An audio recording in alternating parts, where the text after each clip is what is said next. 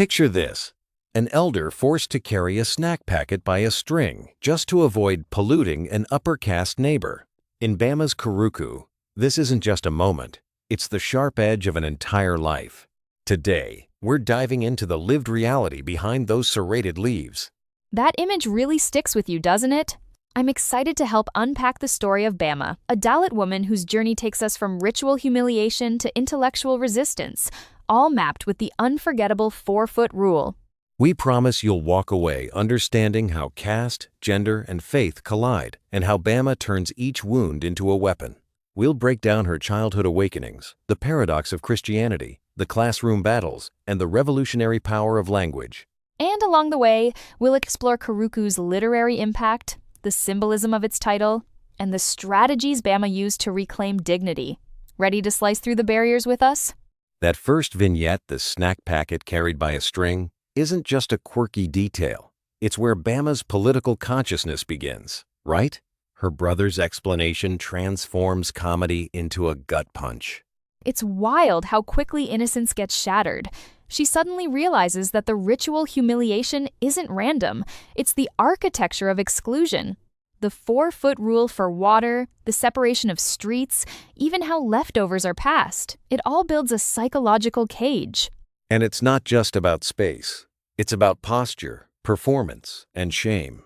Bama's urge to rebel to touch those vadais herself signals the seed of resistance that will grow throughout her life. Absolutely. What's striking is how these micro-rituals reinforce larger social scripts. The snack packet is really a lesson in inherited inferiority, passed down with every cup of water poured from a height. Funny you mention inherited inferiority, because Karukku never lets us forget how caste and gender intersect. Dalit women face double labor, right? Both economic and ritualized. Yeah, the wage gap is glaring. Even with identical work, men are always paid more. But for Dalit women, humiliation is baked into every task, like receiving water from 4 feet above or leftovers tipped from a distance. And the proximity paradox. Dalit women are indispensable for cleaning, yet their bodies are treated like biohazards. The labor is intimate, but the ritual rules enforce distance. And that distance isn't just physical, it's psychological.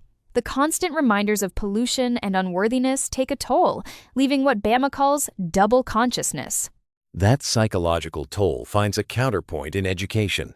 Bama's brother, Anand, reframes learning as a method to throw off indignities.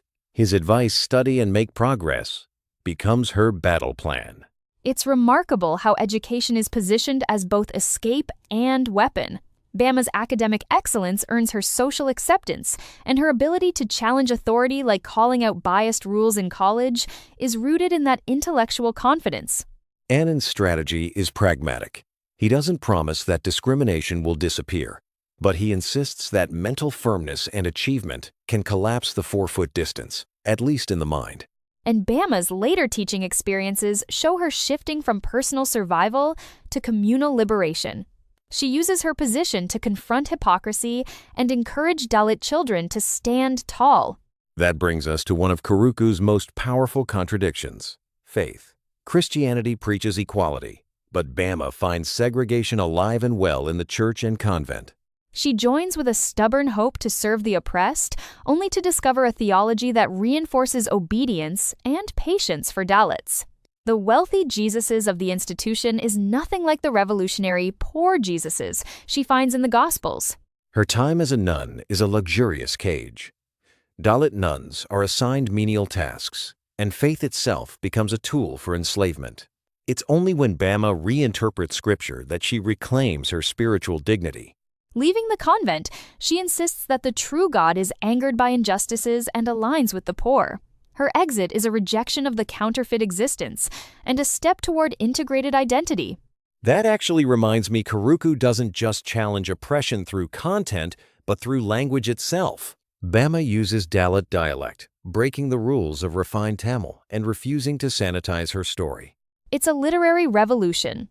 The informal speech creates intimacy and makes the reader confront the realities of labor, pain, and faith head-on. Her writing style is itself a tool of resistance, reclaiming oral traditions and demystifying religion. And the title, Karukku, perfectly encapsulates this sharp duality: pain and potential, cut and seed. It's both a record of wounds and a manifesto for newness and justice. By documenting in her own voice and her own tongue, Bama ensures that Dalit history is preserved and that silence is broken for good.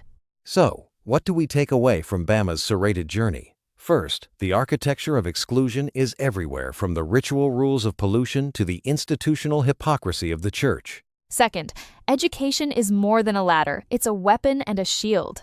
Anand's advice turns academic achievement into resistance, and Bama's teaching transforms that power into communal liberation. Third, language matters. By writing in Dalit dialect, Bama subverts literary norms and reclaims the right to narrate her own pain and possibility. If you're moved by these stories, here's a practical step. Seek out voices and narratives from marginalized communities and challenge the structures, whether linguistic, institutional, or spiritual, that perpetuate exclusion. Thanks for joining us as we traced Karukku's sharp edges. Until next time, let's keep slashing at ignorance and building bridges where walls once stood.